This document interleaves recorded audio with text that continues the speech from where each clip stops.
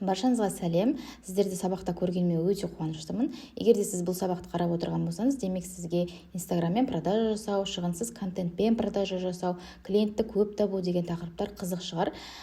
Егер де солай болатын болса, онда Инстаграммен тұрақты продажа жасауға көмектесетін 3 жолды мен сіздерге бүгін айтып берем. Бірінші, бұл сабаққа кіріспес бұрын танысып алайық. Не үшін сіз мені тыңдауыңыз керек, не үшін сіз бұл видеоны до конца қарауыңыз керек. Вообще мен мүмкін жүрген бір какой-то оқып қана үйретіп жүрген экспертпін ба, жоқ әлде менде қандай да бір результаттар бар ма? Давайте бірінші танысып алайық. Менің есімім Сабина. Мен 2021 жылдан бастап осы инфобизнес саласына келдім. Бірінші курстар оқып бастадым, как обычно все, потом на опыте жасадым. На опыте жасауға келген кезде, конечно, қиындықтар болды, бірақ 2021 жылдан бастап мен уже осы салаға кірістім. 2021 жылы мен 2 аптада шығынсыз, рекламасыз, 1000 подписчикпен 200 сторис просмотр қарайды. Сонда 1,5 миллион теңге продажа жасадық. Бұл жерде просто вода емес, мен сіздерге фактпен көрсетіп өткенге жатыр. Мынау скриндарды мен өзімнің давний стористарынан қарадым. Қарасаңыздар, мен 2021 жылы октябрьде жасаған результат. Одан кейін 2022 жылы мен 2 айда рилспен тегін 13 мың оқырман жинадым. Ол кез үшін ол өте көп. До бізде 40 мың подписчик болды, после 53 мың.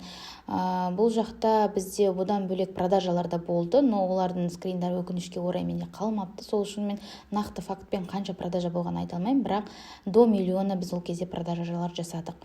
2023 жылы тек контентпен Ақжол Талғатұлымен жұмыс жасаған болдым. Сол кезде 6400 теңгелік чектағы курсты сатып, біз бір айда 12 миллион теңге жасадық, 1900 адамға саттық. Бұл тек чисто рилспен болды. Ешқандай реклама, ешқандай алынған жоқ.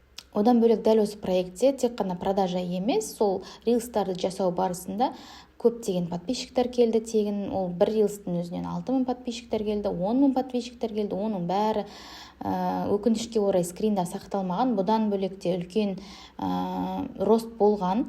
Бірақ одан кейін бұл кісі гифке қатысты да, сол үшін мен бұл жаққа оның после скринін қоя алмаймын, өйткені мен оған әсер еткен жоқпын. Мен тек қана өзім әсер ете алған результаттарды, сол жақта қатысқандарды ғана айтып жатырмын. 2024 жылдан бастап мен Ақбота Нұрбекпен жұмыс жасадым, бірақ шынымды айтуым керек, мен ол кісінің қасында SMM болып жұмыс жасадым. Ол кісі қалай айтады, дәл соларды ғана жасап жүрдім. Ол кездегі жасалған результаттарды мен өзім жасадым деп айта алмаймын. Бірақ 2025 жылы Ақбота маған өзіңіз жүргізіп көріңіз деп 3 ай бойы өзінің инстаграмын берді. Мен сол жақта стористарды да, рилстарды да барлығын өзім жүргіздім. 3 айда мен 11 миллион теңге жасадым. Біреу үшін бұл көп, біреу үшін аз, бірақ мен үшін ол күшті результат болды. 2-де 3 миллион, 3 миллион, 5-те 7 миллион, ол ай сайынғы біздегі өсіп отқан результаттар. Одан бөлек сторителлинг бойынша миллион просмотр жинаған рилстар жасадым. Ол кезде мен SMM жұмыс жасап жүрген кезде, сіздер көре аласыздар, мына жақта басқа скриндарды мен алуды ұмытып кетіппін, бірақ үшінші рилста, кажется, 10 000 подписчик келді ау деймін. Осы результаттарды жасадым. Одан бөлек осы соңғы 3 айда жұмыс жасаған кезде мен лидтарды тек қана сториспен емес, рилспен де алып келдім. Сол кезде бізде заявка қалдырғандардың сандары осындай болды. 181, 198, тағы да ана жақта мен тест жасаған басқа да предзапись нелері бар, анкеталар бар. Ол жақта где-то 30-40 әртүрлі количествода бар. Примерно алған кезде бір 500-ге дейінгі заявканы осы чисто рилспен алып келдік. Бүгінгі сабақта мен сіздерге самый ключевой моменттерді айтам, чтобы сіздер даже осы тегін сабақтың өзінен дальше продажа жасап кетулеріңізге әсер ететіндей. Бұл жақта тек сату үшін емес, сіздерге пайдалы болу мақсатында да түсіріп отырмын. Не үшін сіз инстаграммен ақша табуға болатынын білесіз, бірақ жасамай жатырсыз? Бүгін сол сұрақтың жауабын алып кетесіз. Рилс салуды білесіз, сторис салуды білесіз, но жасамай жүрсіз. Не үшін? Соның жауабын сіз бүгін аласыз. Бұрын инстаграммен сатып көрдіңіз, опыт бар, бірақ енді сата алмай қалдыңыз. Продажа жасап жүрсіз, бірақ тұрақсыз жасайсыз. Блогпен сатып ақша тапқыңыз келеді, экспертсіз, бірақ неден бастау керек екенін білмей жатсаңыз, бүгінгі сабақта сіздер жауабын алып кетесіздер. Сол үшін сабақты до конца тыңдауға мен сіздерге кеңес берем. Егер де қатты ақырын болып жатса, 2x'қа қойып алыңыздар, пожалуйста. Енді барлық менің опытымды қарайтын болсаңыздар, мен тек қана контентпен сатқам бүкіл жерде, тек қана чисто рилспен, сториспен, иә. И менің фишкам вообще шығынсыз сату. Ол реклама, таргет, керемет, монтажсыз, командасыз. Мен жасайтын рилстарымның барлығы негізі қарайтын болсаңыздар, простой, өте простой. И бірақ соның өзінде ол продажаға әсер етеді, потому что ол жақта әсер ететін ключевой фактор бар, ол сататындай етіп тексті жазу. И вот менің фишкам осы сататын тексті жақсы жаза алам, Аллаға шүкір, енді ол Алланың берген қабілеті. И вот сіздерге бүгін соны айтып өтетін боламын. Так, кеттік. Енді неге сіз инстаграммен сатпай жүрсіз? Потому что сізде сататын нәрсе жоқ болуы мүмкін. Екіншісі, не сатуға болатын пока не решили, әлі миыңыз қатып жүрген болуы мүмкін. Немесе сол сататын нәрсеңіз бар, бірақ та сіз сататын жолды да білесіз, бірақ именно солардың арасында связка жасай алмай жатқан болуыңыз мүмкін. И вот осы себептерден кейін сіз инстаграммен сатпай жүрген шығарсыз, возможно, да. И бұл мен өзімнің анализдеріме қарағанда негізі точный нәрсе, потому что сататын нәрсең жоқ кезде сен тупо рилс сала бере алмайсың. Сататын нәрсең жоқ кезде сен тупо сторис сала алмайсың. Ну, зачем? Смысл жоқ та ол жақта. И сататын нәрсені пока шешпейінше лучше істемей қояйын деп миыңыз сізді по-любому алдайды. Енді мен сататын нәрсем жоқ, мен сатпаймын, мен әлі контент түсірмеймін деп жүрген болсаңыз, ол сіздің негізі тек қана өзіңізді ойлап қалмай, басқаларды да ойлап жүргеніңіздің күшті құндылық деп білемін да мен, потому что менде пока менде сататын нәрсені нақтылағанға дейін сатпаймын деп жүрдім, инстаграм ештеңе жүргізген жоқпын. Неге? Потому что мен басқа адамдар келсе, олардың результат жасағандарын қалым, недовольны болмаса екен, ақшасын ақтап алса екен деген менде ниет бар. И бұл ниетті я думаю, что ол жаман емес. Сіз өзіңізді ғана ойлап қалған жоқсыз. Егер де сол причинамен, егер де сіз осы причинамен сатпай жатқан болсаңыз, то сізге просто сататын нәрсені анықтап алу керек болады. И дальше уже сататын нәрсе өзі спокойно, контентта барлығы оңай бола береді. Егер де сізде уже сататын нәрсе бар, бірақ та қалай неден бастарыңызды білмей жатсаңыз, давайте соны айтайық, не үшін екенді. Бізде жасап жатқан контентіңіз қайда алып келеді, результатында адам не алады деген нәрсеге сұраққа жауап болмаған кезде миыңыз тупо идея генерировать етпейді. Тупо идея болмайды. Рилсқа да, сторисқа да, даже не салам деген сұрақпен сіз қиналып кетесіз. Сол үшін де сіз жасап жатқан контентіңіз қайда алып келеді деген сұраққа жауап беруіңіз керек. Ну, көп жерде бұны воронка деп те айтайды, бірақ мен сіздерге қазір қарапайым жолмен түсіндіріп өтемін. Мысалы, сіз бір жерге баруыңыз керек, ол жаққа баруыңыз үшін сіз бірінші 11-ші автобусқа отыруыңыз керек, сосын жолдан пересадка жасап метроға отыруыңыз керек, одан кейін жаяу 10 минут жүруіңіз керек, и сіз сол кезде ғана барып финишқа жетесіз. Дәл сондай сізге маршрут сызылмаған кезде, сіздің миыңызда сол маршрут болмаған кезде сізге қайда барам деген андай непонятка болады. Тура сол сияқты сіз алып жүретін клиентіңіз бар ғой, келетін. Яғни олар контентті қарайды, яғни контент бұл сіздің жолыңыз, Именно контентпен сатуда вот осы нәрсені сіз өзіңізге бірінші жауап ретінде алмайтын болсаңыз, яғни клиент бірінші қайда барады, сосын қайда алып келеміз оны, продажа қай кезде болады деген сияқты связка болмаған кезде, сіз миыңызға соған ответ бермеген кезде, вот қиын сол кезде болады. Вот сатуда сіз қолданасыз, 11-ші автобус, это сізде рилс болуы мүмкін. Ол рилсты көрді, ары қарай ол пересадка метро деген жерде ол тегін сабаққа келе ме, статьяға келе ме, актуальныйға келе ме, ватсапқа ма, пост көре ме, телеграммаға өте ме, білмеймін, қайда бару керек, сізде соған сұраққа жауап болу керек. Енді тағы бір ключевой момент, адам мына рилстан мынаған өтпеуі мүмкін, бірақ рилсіңіз сіздің көп просмотр жинауы мүмкін, бірақ мына жаққа өтетін адамдардың саны аз болады, и это нормально, потому что сіз оларды сүзгіден өткізіп жатырсыз, ол сіздің клиентіңіз емес. Ол адамдар былай қарай өтпей қойса, ой, аз деп вообще не переживайте. Сіз мына жақтағы рилстардың санын просто арттыра бересіз.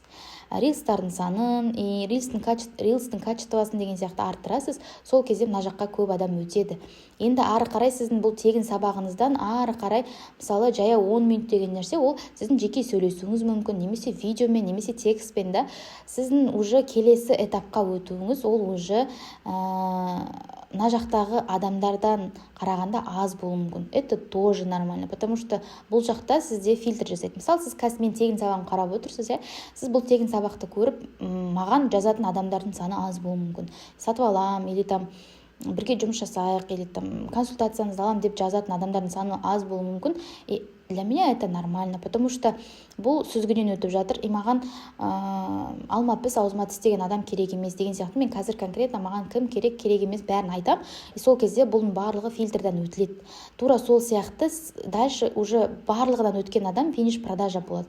И сол кезде сізде ешқандай возврат та болмайды. Мына нәрсе процесс дұрыс қойылған кезде сізде возврат та аз болады, сізде результат жасайтын клиенттеріңіз де көп болады. И осы жол сізде белгілі болған кезде сізге дальше мына жақта сататын рилстарды жасау вообще оңай болады. Сіз қайда алып келем деген сұраққа жауап тапсаңыз, сізге рилсты даже приколмен алып келесіз, әр түрлі, оның фишкасы өте көп, оны тоже алдағы уақытта қазір мен айтам. Но в целом суть в том, что сіз контентіңіз қайда алып келетінін білген кезде, ол жақтан қадамдар қайда апарат, клиенттер қалай жүреді деген сіздерде жол сызылған кезде уже вам будет легче делать контент, сататын контент, сатпайтын контент. Енді ол жақтың өзінің әңгімесі бір бөлек, қазір ол жаққа тоже тоқталамыз, бірақ мен сіздерге осыны айтқым келді. Енді қараңыздар, қазір сіз сататын контент жасау үшін сіз кері қарай жүруіңіз керек болады. Яғни бірінші не сатасыз, вот соны анықтайсыз. Мына жақта бізде финиш продажа ғой, сол жақта сіз не сатайын деп жатырсыз, бірінші соны анықтап алуыңыз керек болады. Одан кейін оны қалай сатасыз. Яғни адам қай нәрседен көріп оны сатып алуға интересі болу керек. Яғни ол WhatsApp арқылы ма, или видео ма, тегін сабақ па, Telegram ба, білмеймін, или реклама ба. Это тоже вариант негізі реклама дегенде. Енді лидтарды қайдан жинайсыз?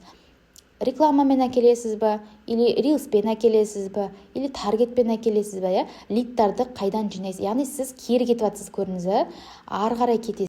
Мен сізге рекламамен или таргетпен әкелуді үйретпеймін, мен чисто контентпен лидтарды қалай әкелуге болатынын мен сіздерге қазір көрсетемін. Мен сіздерге түсінікті болды деп ойлаймын. Сататын контенттің вообще в целом қалай жасалу керек екендігі.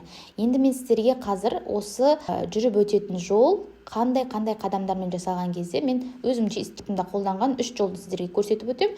Соларды сіз өзіңізге де кейін қолдансаңыз болады.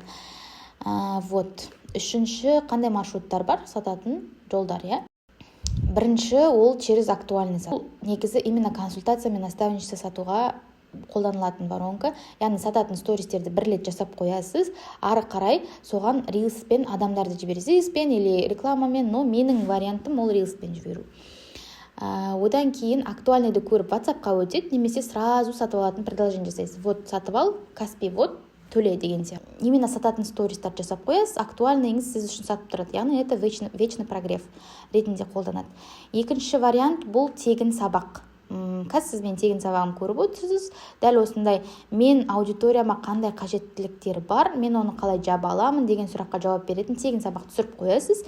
И солған рилспен, пост, сторис, білмеймін, неме арқылы әкелесіз, бірақ осы жаққа трафик жібересіз. Трафик адамдарды просто көруге интересін создавать етіп жібересіз. Ары қарай разбор арқылы сату.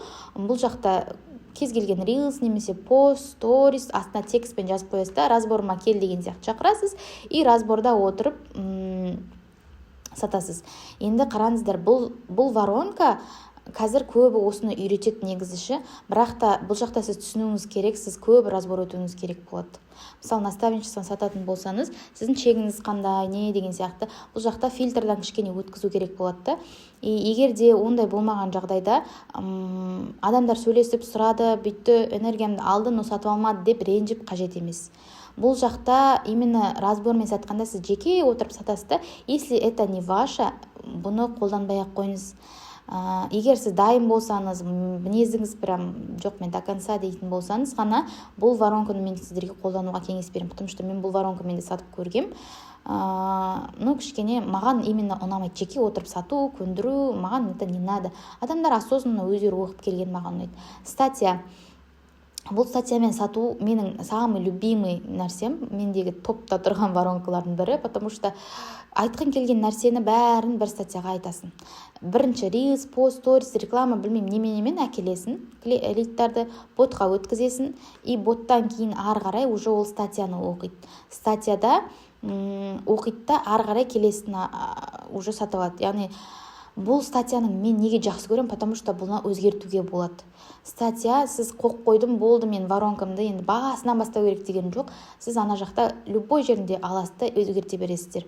Анализ жасайсыз, сравнение жасайсыз, улучшение жасауға болады. Яғни мен неге статьямен сатуды жақсы көремін, потому что бұл жақта именно маркетинг жағынан қарасаңыздар өте күшті жасауға болады. Өйткені қайта улучшать ете бересіз, и сізге бұл тұрақты клиент әкеп тұрады бір статьяның өзі. Бір емес, даже бірнеше статьяны жазып жасай беруге де болады.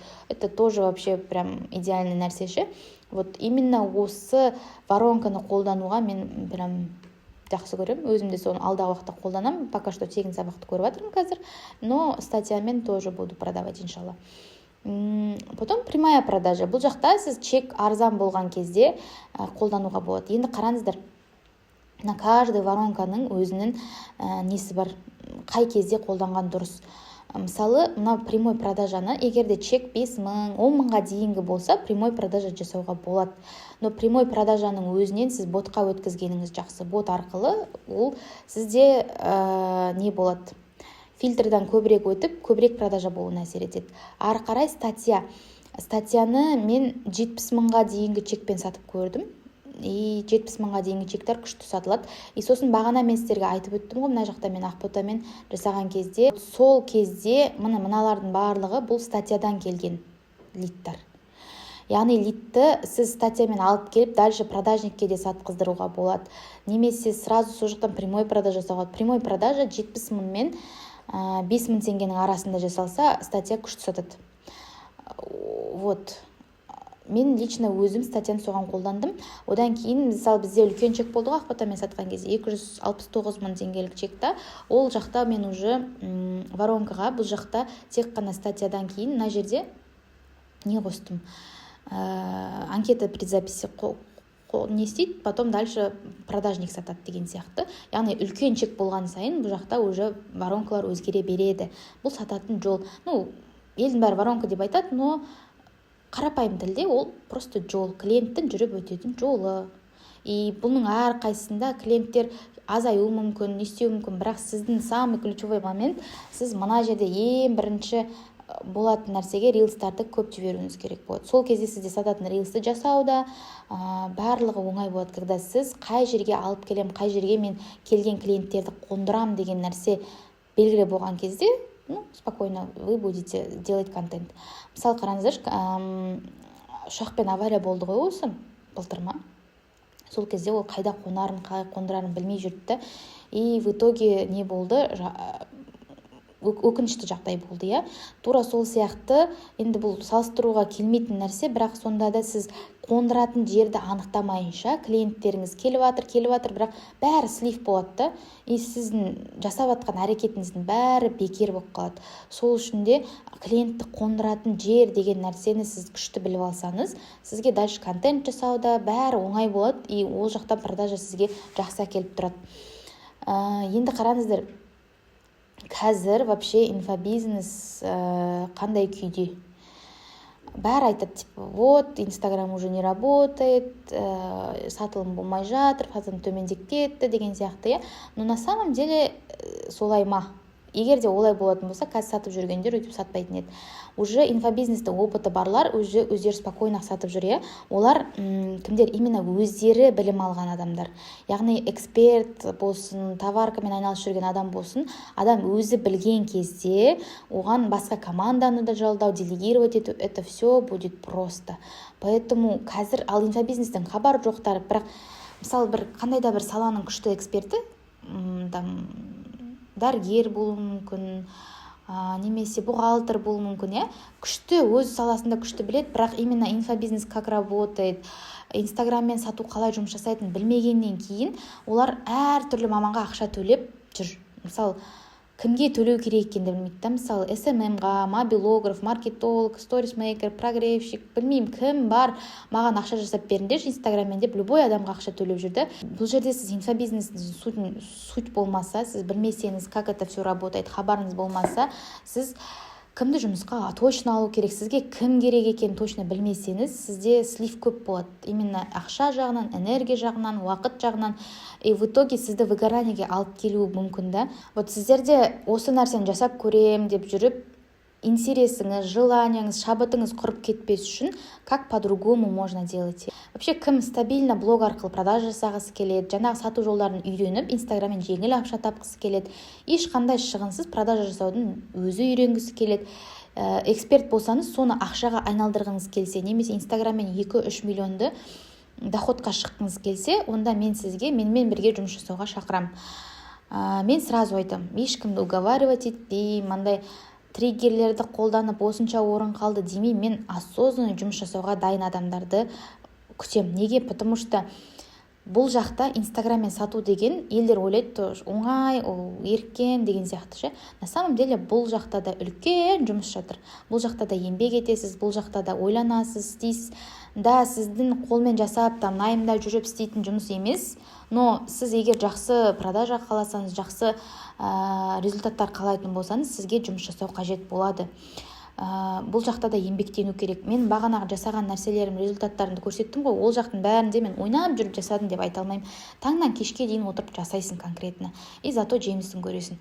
Мысалы, таңертең тұрам, прогревті дайындаймын, оны оформлять ету, одан кейін оны, мысалы, Ақботамен жасаған кезде мен басында ең бірінші айда ол кісімен согласовать етем. Потому что это ее аккаунт, это ол кісінің довериясы, мен оны құртып алғым келмейді деген сияқты, и оның бәрі менің 2 есе жұмыс жасауыма көп нәрсеге итермеледі да. И бұл жақта мен жұмыс жасаудан қашпайтын адамдарды қалаймын. Инстаграммен ақша тапқыңыз келе ме, басында қиын болады. 1 ай, 2 ай, 3 ай сіз қиналасыз, сосын сіз уже системаны выстроить еткеннен кейін, сізге ұнайтын, сізге ақша кеп тұрған нәрсені қойып алғаннан кейін, сіз дальше рилс қана жасайсыз, дальше сторис қана жасайсыз, и все, басқасын бәрі жұмыс жасай береді. Сізге просто бір рет қана сіз үшін продажа жасап тұратын системаны орнатып алу керек. Ары қарай сіз уже рилс қана сала бересіз. Әрдайым еңбек етуді сіздерге ұсынамын. Кім еңбек етуден қашпайды, сол кісіде результат болады. Алла тағала тоже әділ ғой. Еңбегіңізге қарай сізге береді. Даже одан да көп бере салуы мүмкін да, өйткені ол маликул мүлк, бүкіл мүліктің иесі ол. Сіз просто өзіңіздің ниетіңізді білдіріп, әрекетіңізді жасап, еңбегіңізді етсеңіз, Алла тағала сізді ризықсыз қалдырмайды. Енді мен сіздерге қалай көмектесе аламын? Это консультация немесе наставничество. Консультацияда сізге қайсы сату жолы оңай, соны таңдаймыз. Сіз қалай жасайсыз, сізге кім керек, сізге команда керек пе, или өзіңіз жасау керексе, бәрін анықтаймыз. И соған байланысты уже шагтарды жасайсыз. Инструменттер қандай көмектеседі мен сіздерге беремін. Мысалы, бот болса, қай ботпен жұмыс жасаған дұрыс, или статья жазу керек болса, қай жерде жазғаныңыз дұрыс деген сияқты. Қанша істеуіңіз керек. Мен сізге полный 1 рет запуск жасауға көмектесетін бағыт-бағдарды берем. Дальше сіз по этой схеме уже өзіңіз жасайсыз. Мен сіздерге жаңа айтып өткен нәрсенің өзінде, по идее, сіздерге күшті пайдалы нәрсе беріп кеттім. Дальше қолдан алсаңыз, дальше сіз примерно инфобизнесте опытыңыз болса, сіз сонымен ақ жасап кете аласыз. Даже консультацияға келмесеңіз де болады да.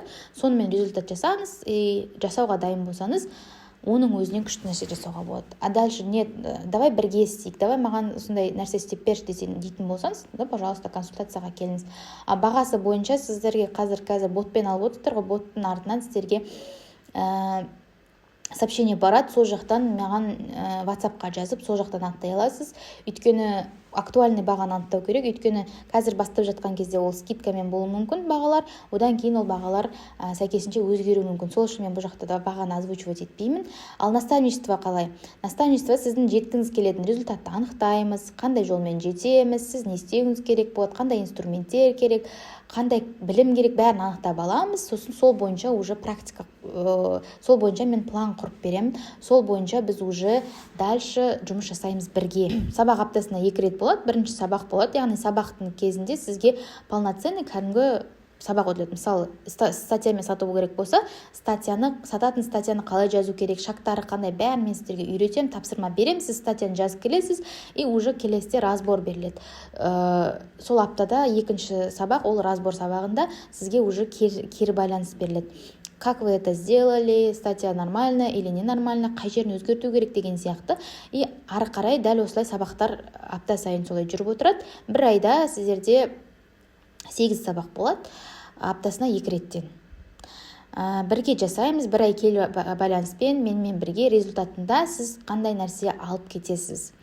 Результатында сіз үшін сатып тұратын схеманы құрып аласыз. Сізге тек қана трафик жіберіп тұратын ғана жұмыс қалады, яғни ол Reels болуы мүмкін, немесе Stories деген сияқты, и соның өзін мен сіздерге үйретемін. Уже сіз стабильно продажа жасайсыз. А точкадан Б точкаға жетесіз. Мысалы, қазір сіз егерде 0-да болсаңыз, уже 200-300 мың тауып бастайсыз. Егерде 200-300 мың тауып жүрсеңіз, 1 миллион, 2 миллион тауып жүрген болсаңыз, уже 2-3 миллион, 5-10 миллионға дейін сіздің пландарыңызды құрып жасаймыз.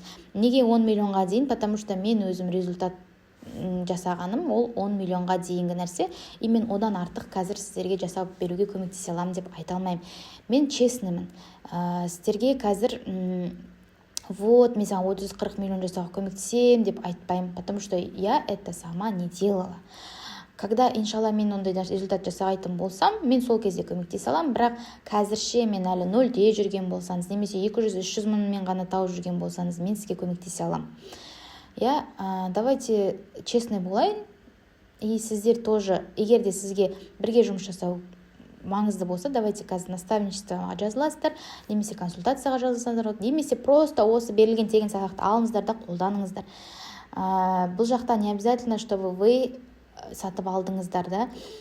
Просто бірге жұмыс жасаймын, сопровождение керек, қасымда бағыт-бағдар беріп отыратын адам керек десеңіз ғана келіңіз, пожалуйста, я вам помогу. Бірге результатқа дейін жасаймыз. Бағасына байланысты сіздер менің WhatsApp-ыма жазып біле аласыздар. Сіздерге сабақ пайдалы болды деп ойлаймын. Сабақ бойынша маған кері байланыс беріп кетсеңіздер, мен өте қатты қуанышты боламын. Даже если вы не будете покупать ничего, но сіздердің рахметтеріңіз сол болсын, сабақтағы айтылған нәрселер бойынша маған просто кері байланыс беріп кетсеңіздер, мен үшін бұл құнды болады. Сабақты до конца көргендеріңізге көп-көп рахмет. Уақыттарыңызды алып қойған болсам, кешірім сұраймын. Давайте барлықтарыңыз күшті результат жасаңыздар, күшті сататын контент жасаңыздар, инстаграммен бай болыңыздар, байлықтарыңызды күшті жолда қолданыңыздар, иншалла.